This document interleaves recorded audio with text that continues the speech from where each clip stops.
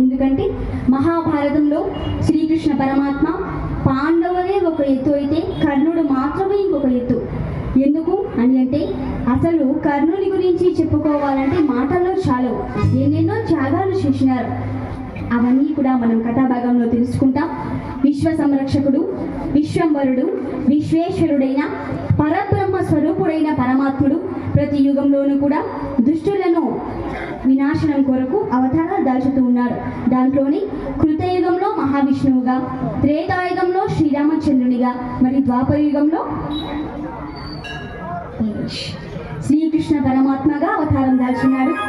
మరి శ్రీకృష్ణుని యొక్క తండ్రి ఎవరు అంటే వసుదేవుడు. వసుదేవుని తండ్రి శూరసేన మహారాజు. ఈ శూరునికి మారీష అను పుణ్య దంపతులకు 10 మంది కుమారులు, 5 కుమార్తెలు కలిగినారు. వారిలో కుమారులై వసుదేవుడు, దేవాభాగుడు, దేవశ్రవుడు, అనకుడు, శృంజయుడు, శామకుడు, అనీకుడు, కుంకుడు, వర్షకుడు, రుకుడు.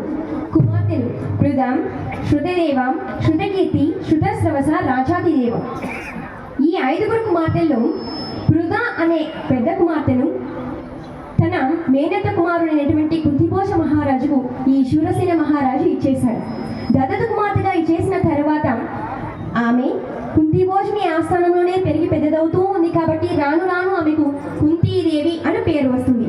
ఈ కుంతీదేవి సకల గుణవతి, సౌందర్య రాశి, తమ గృహమునికి వచ్చిన అతిథులకు ఆతిథ్యమిస్తూ సంస్కారవతి కుంతిభోజుని ఆస్థానంలోనే పెరిగి పెద్దదవుతూ ఉంటే ఒకరోజు అదే ఆస్థానానికి ఒక మహామహుడు వస్తున్నాడు. ఆయన ఎవరో కాదు, రుద్రాంశ సంబోధుడైనటువంటి దూర్వాస మహర్షి శిష్యులను వెంట పెట్టుకొని బయలుదేరి వస్తున్నాడండి.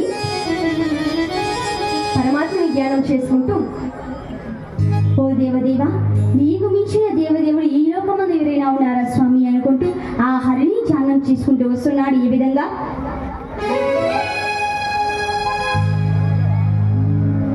వెంకటేశ్వరుని బోలు వీపులేదు,